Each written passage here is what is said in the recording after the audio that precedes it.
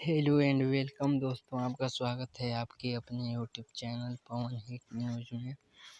और आज का न्यूज़ पवन सिंह जी का जो एक दूजे के लिए 2 मूवी का जो है ट्रेलर आज रिलीज होने वाला है, जो कि इंटरटेन रंगीला से होने वाला है। इस मूवी के star cast Pawan Singh, Madhu Sharma and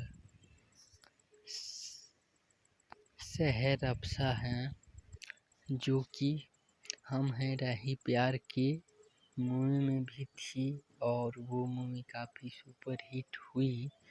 और फिर से उनके साथ ही मूवी आ रही है, जो कि काफ़ी बवाल होने वाला है। और इसका टीजर रंगीला एंटरटेनमेंट से है।